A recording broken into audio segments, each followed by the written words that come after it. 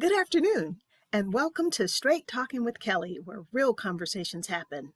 This is where you'll meet some of the most intelligent, creative, and talented people who come to share tips, resources, and knowledge on various topics. My guests come from many industries that include education, music, theater, fashion, culinary arts, hospitality, health and wellness, mental health, community advocates, and so much more. Join me in welcoming my guest, Darnisha Wright. She is an entrepreneur, an educator, and a community advocate. Welcome, Miss Darnisha. Well, thank you for having me. Good afternoon. So wonderful to see your face on this beautiful yet chilly day here in California. Indeed. Now, I'm loving this sign behind you. Before we get into our conversation, tell me a little bit about what it means. The sign, it reads Ubuntu 1865 is the name of my company. Right now, it's the kind of the umbrella of my LLC. So I have Ubuntu 1865 African Market Place is what is the active portion of Ubuntu 1865 right now.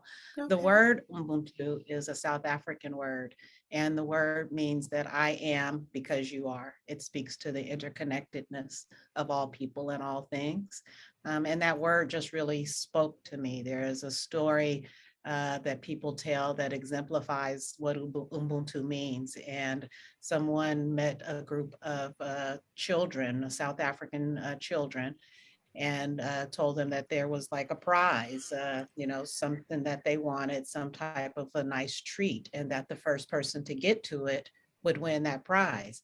And what the children did is instead of knocking each other out to get to the prize, they all held hands and they formed a circle around it and Oh, shared isn't it. that beautiful? Isn't And that so that is beautiful? kind of the spirit of Ubuntu. Okay, Um, okay. and then the 1865 is just a reminder of the year of Juneteenth when we were officially recognized emancipation, and just a reminder that it's not been very long that people who look like me have had an opportunity to flourish. Okay. And you know what? We're going to get into a little bit more about your market as we get into the conversation. But before we start talking to Darnisha, let me give you a little bit about her background. So, our topic today is going to be about how her career path is leading her to Ghana. So, Darnisha has an extensive education, community activism, and governmental relations background. Her early career included housing advocacy, grant writing, and resident training, which ultimately changed the face to public housing in San Francisco and throughout the United States. She spent a decade as a project and facility manager for the San Francisco Department of Emergency Management. She recently completed an MA in educational leadership, and you will soon see that there is so much more to her than what I just said. So again, welcome, Darnisha. Now, before we start talking, let's walk down memory lane. I would like to share with the audience how instrumental you were in helping me with the Primed and Prep program. You guys, when Primed and Prep, it took me 8 years before I got funding for the program to really happen. And it was a period in time when I was getting really close, but I needed to flesh it out. And so I would call Darnisha, because she's a really good sounding board. She has great ideas and she knows project management. She knows how to help you figure it out. And that's exactly what she did. She would spend so much time with me, just helping me figure it out. Do you remember that? I do. I remember a working session that we had in my living room. Yes, yes. And it was, it was really some serious brainstorming. And then to take it a little step further, when I decided to have an interested parties meeting where I invited guests to the Intercontinental Hotel, thanks to Casey Newberger, and Darnisha and Jackie Wright facilitated that meeting for me, and the brainstorming session we had, was that incredible or what? It was, you are famous for bringing me together with many other incredible people. So that was one of those incredible events that was just filled with many brilliant, inspirational people that you had brought together. Girl, anyways, and then the Iron Chef. But my most fascinating time with you is when we had Obama stimulus money. Do Yes, you those were remember good that? times. Oh, Yes, I remember that $1 million. and that's when I did my program Dressing Up from the Inside Out, when we had those beautiful young ladies and we transferred them into my butterflies. And that was at EOC, and you were the executive director or something over there at that time, right? Yes, I was. And I remember Kevin Epps came in and videotaped the whole thing. And I remember one day he came in and the girls was giving him attitude and looking at him crazy. And then one day, as we got into the program, he came in and he was like, "Oh my God, Kelly, I see the transformation." He saw it. And it was just so beautiful that he captured that on film. And I finally found my video that he did. And I got to let him know that I found it. So, yeah, so that was a really good time, Darnisha. You've got to share that video with me. I would love to go back down that lane again. I don't know how, we'll talk about that in terms of how I would do that. So I did find it and I was very thrilled about that. So now, Darnisha, can you give me some background on where you were born and the schools that you attended? Well, I was born in the wonderful little city of Bakersfield, California. I'm going to go ahead and bump it up from town to city because it has been growing since I've left. So I'm really kind of what most folks in the Bay Area would consider kind of a country girl is how I grew up. Grew up in Bakersfield. I was privileged that my mom made sure that I got into very good schools in Bakersfield. I went to a school that was very far out away from everyone, but it was a school for gifted children. So I had a very incredible educational base there in Bakersfield. In my teen years, my mother married a man who lived in San Francisco, lived in the Bayview district. And so at about age 16, I moved from Bakersfield to San Francisco. There, I went to Balboa High School and graduated from Balboa. Yeah, I was the principal's rep there to Dr. Shirley Thornton. Was the Okay. I was her representative for a year, and graduated from there and went on to San Francisco State. Coming from Bakersfield, there was not a lot of cultural learning happening in the public schools there. So I didn't know a lot about my history. I didn't know a lot about the achievements of Black people and Africans throughout the diaspora. So when I went to San Francisco State, my goal then was to be an elementary school teacher, and the common degree for that was liberal studies. So I got a bachelor's degree in liberal studies, but I got a minor degree in Black studies. Okay. And that was where I really began to learn about myself. You know, I was pretty much an adult when I started to really learn about my own history.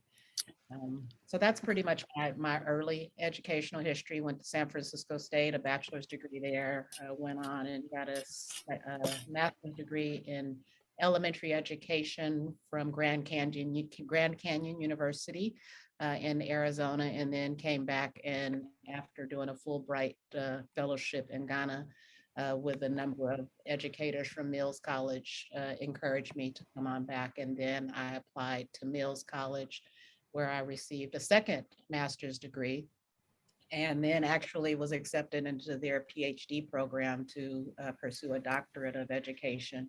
But you know, you make these plans. If you've heard the expression, God laughs at man's plans. So as we go on, I'll talk about how I diverted and ended up not completing that PhD this year.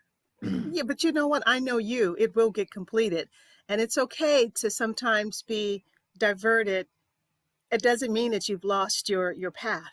You've just taken a little detour, and I know you will get back. Now, in your description, when I was talking about the work that you've done, can you elaborate when you talked about how you changed the face of public housing in San Francisco? Yes, I worked at the San Francisco Housing Authority during the time of the Hope Six grants. There was a time where the federal government in the late 80s into the 90s um, put forward quite a bit of federal funding to rebuild the dilapidated public housing. There Okay. was of projects, public housing developments throughout San Francisco that were very old and that were in need of great repair. Many of them, particularly like the ones in Hunters Point, they started out as military housing during the First World War. There was funding. I was on a grant writing team. There was a team of about 4 or 5 of us that wrote the grants that rebuilt Bernal dwellings and Plaza East, North Beach. Did some of the writing for Hunter's View and Alice Griffith. Oh, Uh, wow. but between all of those, I was very instrumental in Bernal dwellings and Plaza East. Um, there was some good and some bad to that. That did result in the displacement of a number of residents in San Francisco. Um, Okay. but however, many of them were able to return, certainly not all of them. But the housing stock has now been replenished and should hopefully last for quite some time for those in need. Okay. That's beautiful. Wow. Congratulations on that. Now, I know that you were a teacher and you're still a teacher. Not were, you are a teacher, but I know that you stopped recently working with the elementary school kids. Is that correct? Yes. Tell me about that. That yes, I have been teaching elementary school for about the last decade now, and I Okay. truly enjoy it. It is another thing that I'm quite passionate about. There's nothing quite like seeing that light in children, watching a 4-year-old break that code and actually turn those random letters and shapes into words and sound. No. So that's one of my superpowers, and I loved seeing that happen.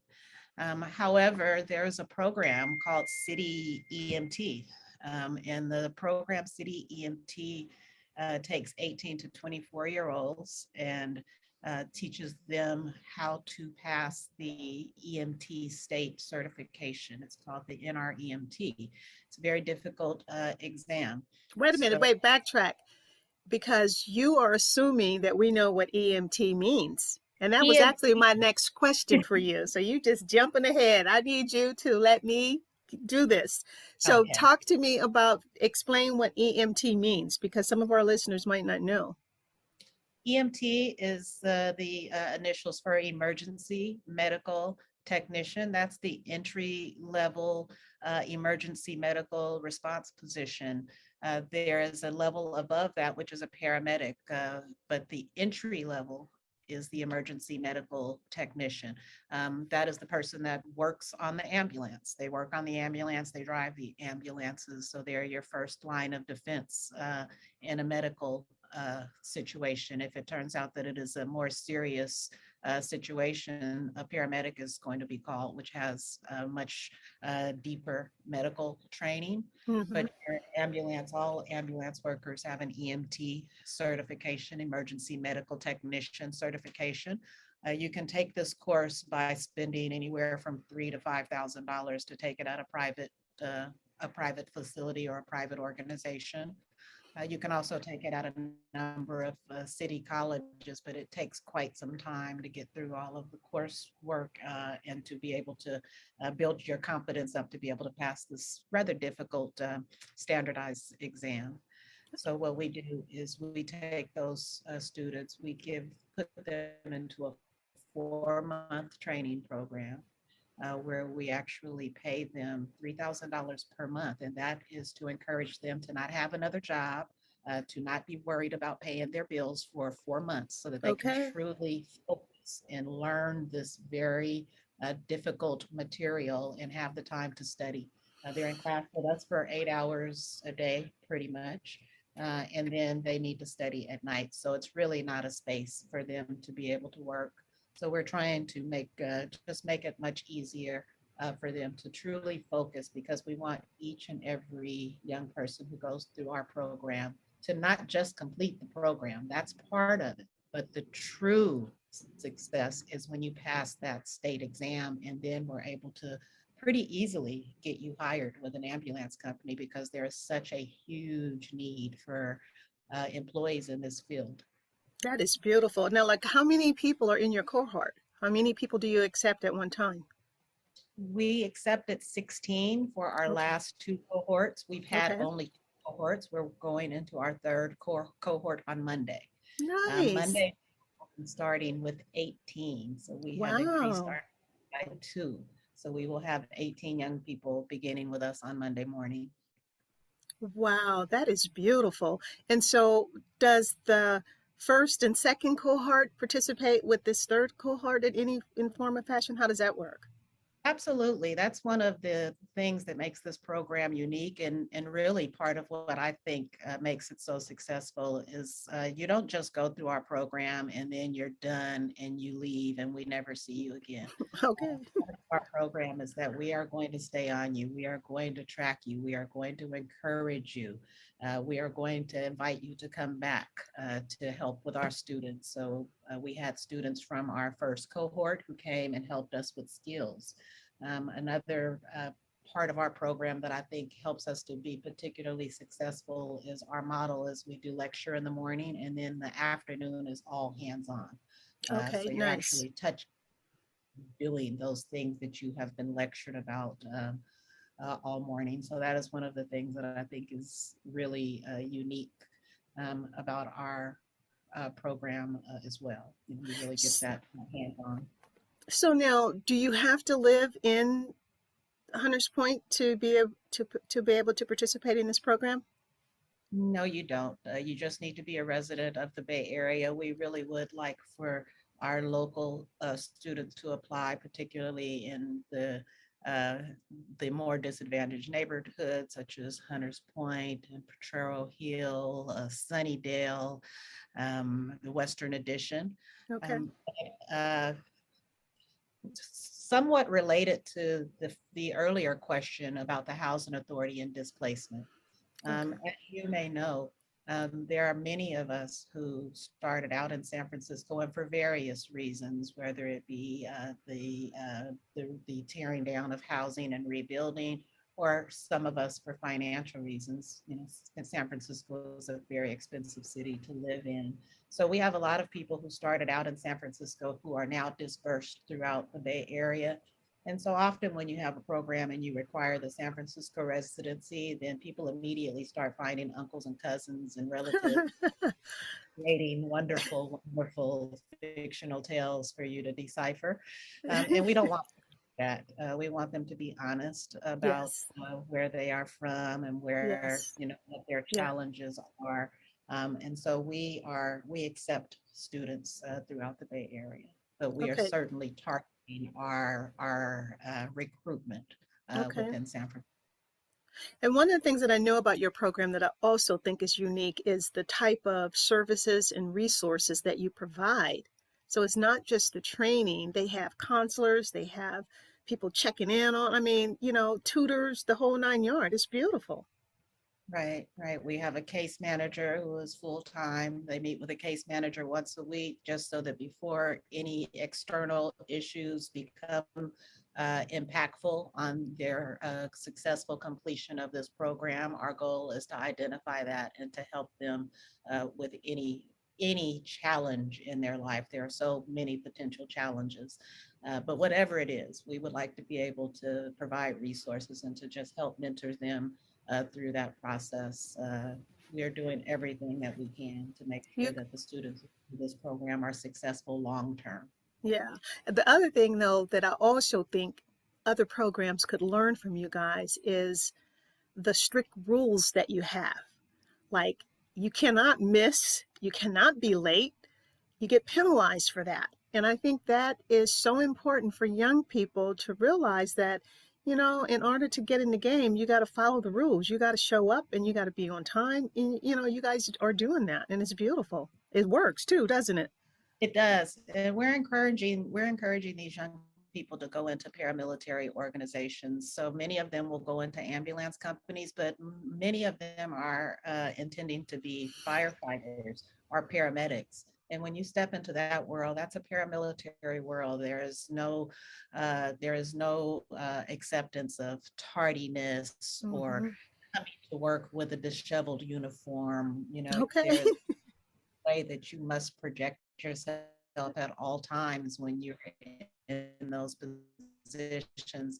And again, we are so committed to making sure that our young people are successful for a lifetime.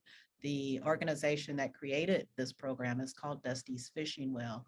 I didn't mention the origin of the program. Dusty's Fishing Well is created by Chief Attica Bowden. She is a fire chief with the San Francisco fire department. She is a good personal friend of mine that I years. And so Prophet Dusty's Fishing Well, and Dusty's Fishing Well is all about that proverb of you can give them and they can eat for life. We are trying to make sure that our students eat life. Yeah, And if you that go to is work, beautiful. you're late, and your uniform is not tucked in and it's dirty, you will not be eating for life. Oh, that is wonderful. Congratulations on your third cohort. Now, how do you guys advertise? How will people know? So now you're in your third one. So when you get ready to start the fourth one, what type of advertisement that you do? How do people find out about you? Well, we have a website. It's www.cityemt.org. And we have our application is all digital. So when we are open, you will go to that website and apply. Our application period will open again in this June upon when our cohort ends. So Okay. sometime around the beginning of June, you will have an opportunity. We will be advertising in social media. We'll be advertising in local churches. We'll be advertising in the local community based organizations. We will be sending information to all of our graduates and encouraging them to encourage their friends and family members who they feel would benefit to apply. Okay. Uh, Nice. all of the traditional methods, and we have had an incredible response each time. We always receive well over 100 applicants, and we're only the application period is only about 30 days. Wow. And then like you went from 16 to 18 now. That's beautiful. Congratulations. Thank you. Woo, let's take a breath. That was quite a bit. And what a beautiful thing you're doing. And that's why you halted your doctorate program. And that was Correct. for a really good reason. I Yeah. mean, look at what you're doing. So it's like, girl, hush. Well, Okay. the old Darnisha would have said, I can do it all at one time. I'm just going to juggle it all. And like I would speak in small increments. But as Girl, I get older, I'm trying to learn to be more respectful of my own body and my own, yes. Yeah. and, Yeah. uh, But I give think things. what you're doing is beautiful. And, by the time you get ready for your doctorate, you'll be ready for that. But right now your heart is still giving back to the community in a much needed arena. The medical field is definitely an area that needs help, and especially with people that look like us. So the simple fact that you and what is it, Dusty's Fishing Well. Dusty's Fishing Well is making that happen. Kudos to both of you. Now, I would actually like to talk about what you're doing now. You have an export business. So you just see, so the simple fact, you don't stop. You're still at it. So talk to me about how all of this has led you to Ghana and the export business that you're doing. And Yes. I know it's a lot. So let's break it down first. Let's talk first about how you started the export, because I have some of that shea butter and some of that black soap and some of that other good stuff. And then you'll talk about what's next. So Okay. you have the floor. Well, what led me into this export business was a 2019 Fulbright fellowship. So I was selected as a Fulbright Fellow. I spent 30 days in Ghana. The area focus for my Fulbright was education. And so I was able to spend a lot of time and meet a lot of different educators, meet with the Minister of Education of Ghana. But most importantly, I was able to travel all around the country. I was able to see parts of the country that many people who have lived there their entire life have not traveled to. I mean, we really had a very wide area that we covered over those 30 days. Wow. And during that time, I saw a lot of things. I saw a lot of things and I met a lot of people. I saw incredible handiwork and handmade goods and just products that I had not been exposed to. One of the places that we went was the very far north of Ghana, Tamale, Ghana, which is about an hour from Burkina Faso. And Tamale is known for its shea butter. So we went to a woman-owned co-op where women in the area bring the shea nuts that they collect and they bring them to this cooperative and they're able to get a good price and the cooperative creates an incredible product. Wow.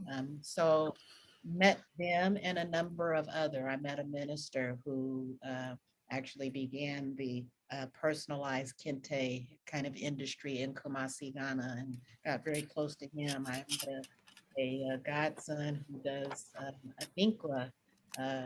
Adinkra printing in the Adinkra village. Then connected with a very excellent seamstress in Accra. So of these relationships, I bought a number of things first to sell when I returned home. As a result, things moved very well. It was very quickly successful. The shea butter in particular is just extremely pure. It's so pure that you can cook with it. It has absolutely nothing in it besides what God put in it. And I saw the success. It was, I hadn't necessarily planned it, but it just happened. And then it made me feel so good to have those relationships and to really have a real business relationship with my brothers and sisters on the continent. With the COVID, with the COVID pandemic, it has really shut down their tourism, and the Yeah. people there live off of that. You know, minus Yeah. tourism, it makes life very, very difficult for Yeah. many Yeah. people there. So I also feel like I am doing my part to help keep their economy moving. I'm able to provide them with a forum to continue making things and selling things. I'm able to profit from it. And then I'm also able to continue creating these relationships and Yeah. That's beautiful. creating these bonds that are actually lasting. So I now have a godson in Kumasi, the father of the gentleman who does my Adinkra, asked me to be the godmother of his newborn son. And the child just happened to end up with the same name as my father because that's the way the spirit works. Yeah. And I I love guess it. it's been wonderful to just create. I now have real friendships. I have people that I can call. I have people who I know I can depend on. I don't have a problem with, sending money back and forth and my products come to me. So it has just been a blessing. It all started with that Fulbright. And then, Fulbright is created for you to pretty much do what I did. It's created so that people from different countries can create these relationships and bonds. That's Um, beautiful. so I really did what is the intent of Fulbright, and to this day, those are now, not only my business partners but my friends. Okay. Um, I have taken the next step of actually acquiring some property in Ghana. Right. Because you definitely plan on going back and forth, huh? Absolutely. Now, so you have a shop over, where is your shop where you're doing your selling of your products? I am now at 1680 East 14th Street in San Leandro, California. It is a small business and vendors marketplace. There is a gentleman who has created a space for small vendors to have a permanent store. Oh, So nice. in the past, I've been doing kind of pop-up vending at Lake Merritt on the weekends. It was just a lot of work, packing up several times a Mm, day for yeah. inventory. So with this new situation, I'm able to have a stationary location. I have my job and that I work 5 days a week. But on Saturdays and Sundays, I go over to my own shop over in San Leandro and I sell my things.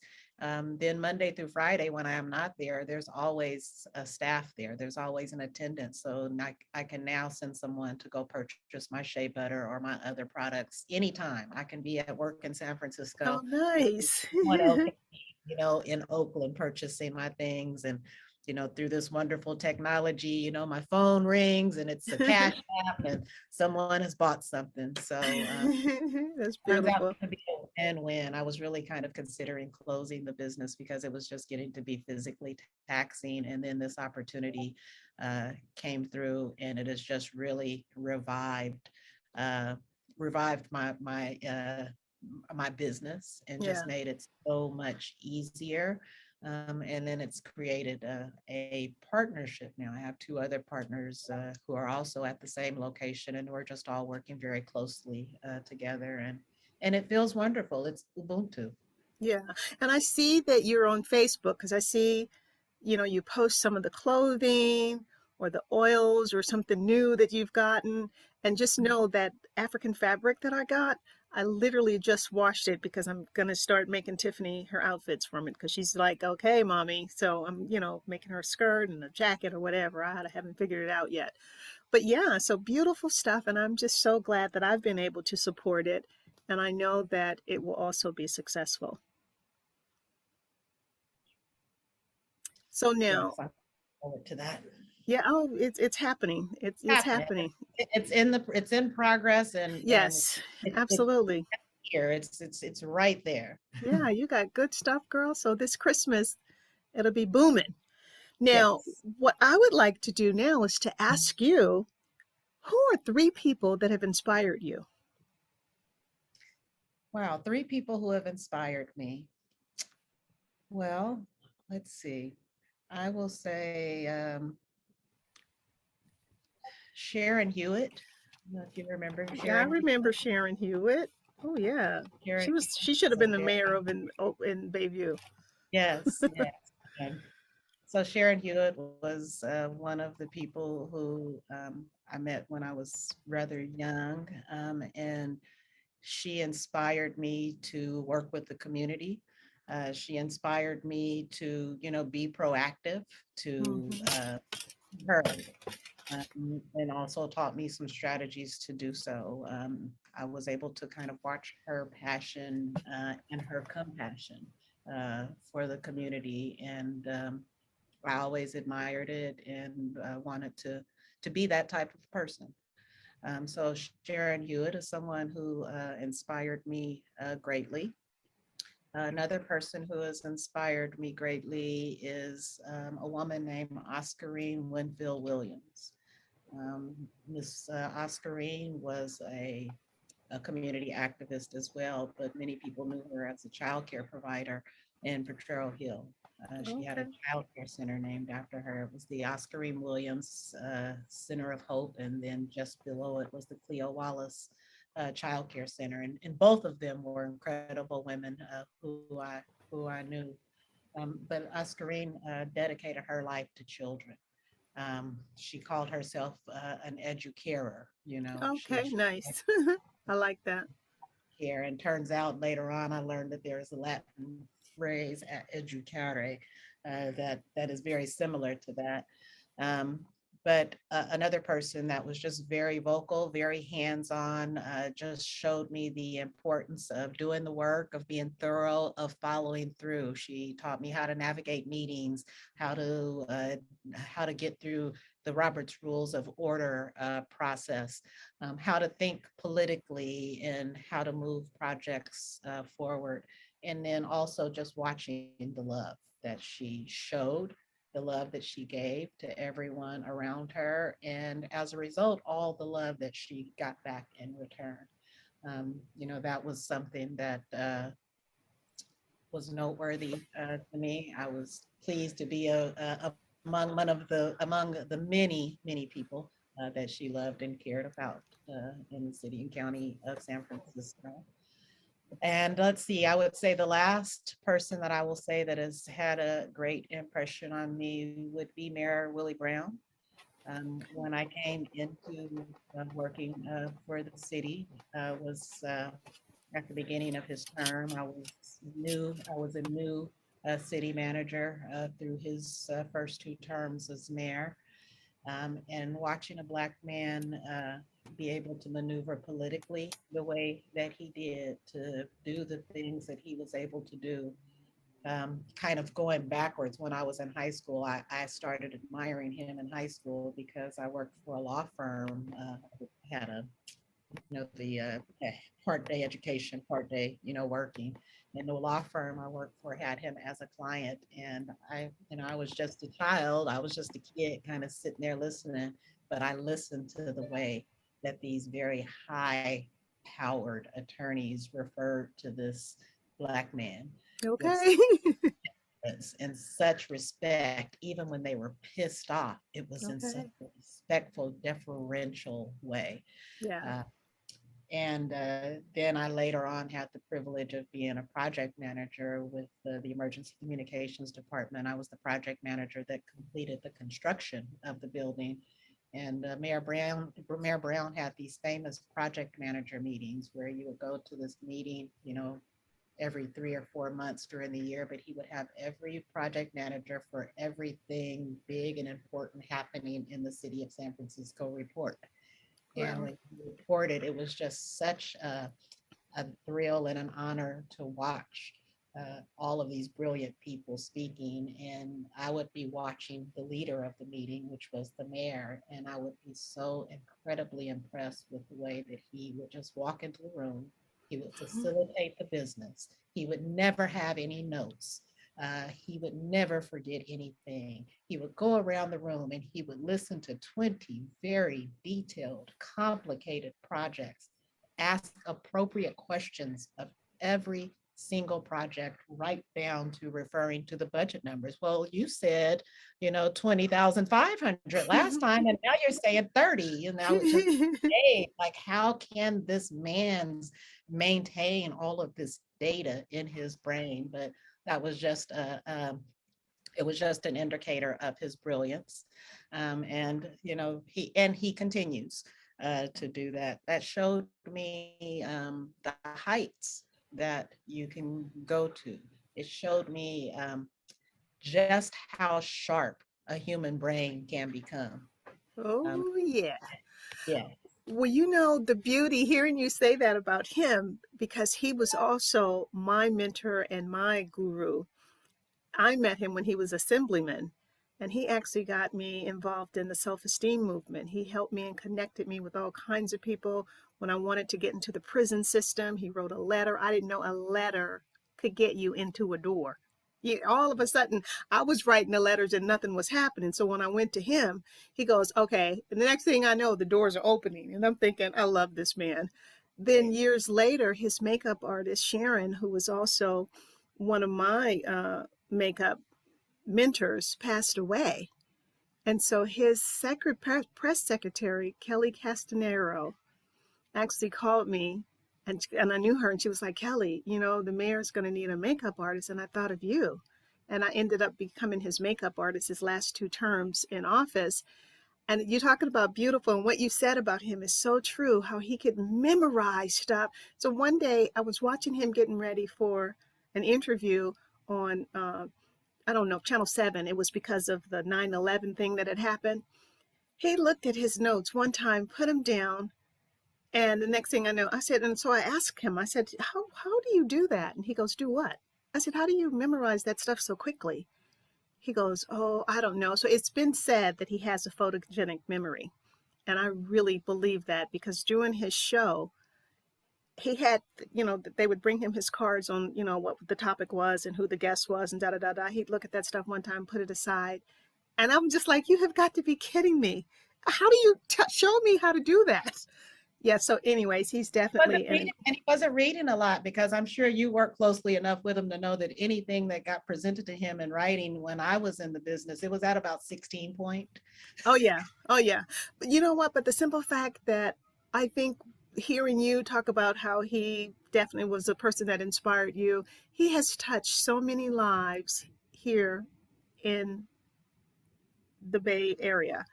I'm sure there's so many more people that would say that, the simple fact that he's touched you and then hear me. And I had a real long legacy with him. And I actually created what I called a gratitude binder and gave it to him. And it actually listed and showcased every way how he had helped me. And when Wilkes Bashford saw it, he was like, I want one of those. And those two together. And remember, you and I would actually go down and see them at La Centrale. we did that together as well. Right, right. Yeah, Well, yeah. I remember when you and I did that. So yeah, so he definitely is definitely a spirit too. I've tried to get him on the show and he asked, this is the first time he literally turned me down. He's never turned me down. So I'm like, you know what? wow. I'm not done with him. I'm gonna call him again because I'm not taking that. He's never Yeah. turned me down. Whenever I ask him for anything, he's been there. I'm So thinking that yeah, we'll get him on the show soon. and Wilkes, oh, I miss him so much. And wasn't Yeah, that fun when we took the girls to his shop? it Oh, was. he We'll had one so of much my fun favorite. doing that. Yeah. Yes. So, Darnisha, before we close the show, is there anything else you would like to say to the listening audience?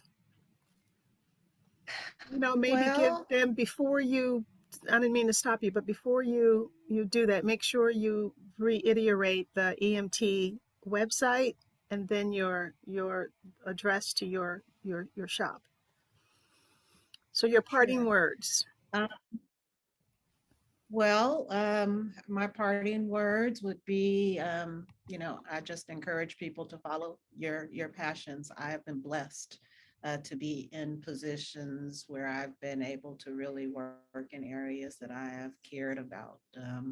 Most of my jobs as an adult have been jobs that I really enjoyed, and things that have been a part of my life, things that I have a passion for, and I know that that is a blessing to be able to do things that you love and to do things that you're passionate about. And my goal is to do even more things that I love and more things I'm passionate about. And I just encourage others who are watching to consider that, we all have responsibilities in life. It does not, uh,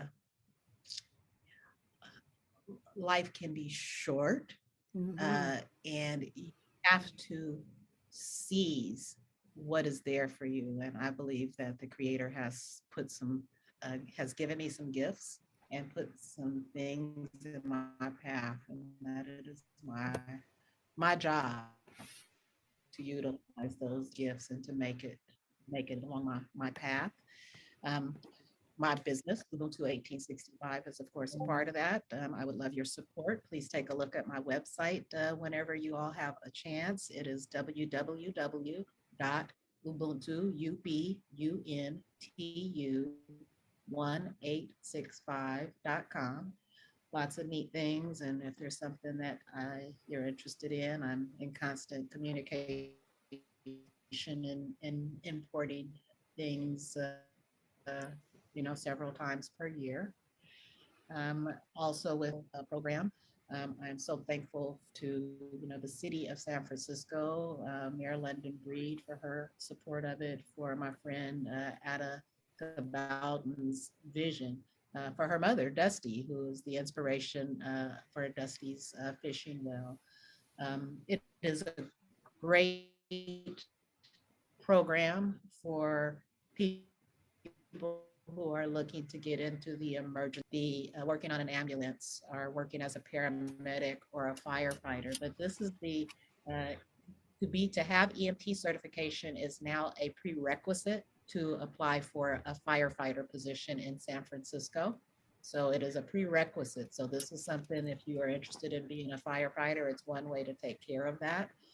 But also, if you're interested in being a physical therapist, if you're interested in being a phlebotomist, if you're interested in being a nurse or a doctor, this is the first step. This is just the entry into the medical field. So if you are interested, if you have young people in your world who are interested, we need these people in our community. We need these type of workers to be based in our communities and to grow the field in not just the ambulance field, but all of the various related fields of medicine. So that is part of my job as the director.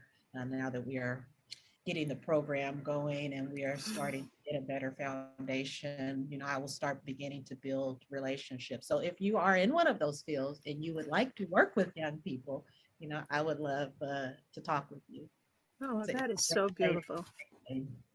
Beautiful, beautiful, beautiful.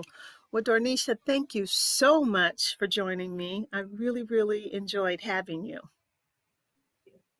Well, I enjoyed being here. I am so honored to have been invited. Oh, absolutely. So, to my listening audience, thank you so much for listening to Straight Talking with Kelly, where real conversations happen. So, what I'd like for you to do is to like, subscribe, comment, and share. And see you next time.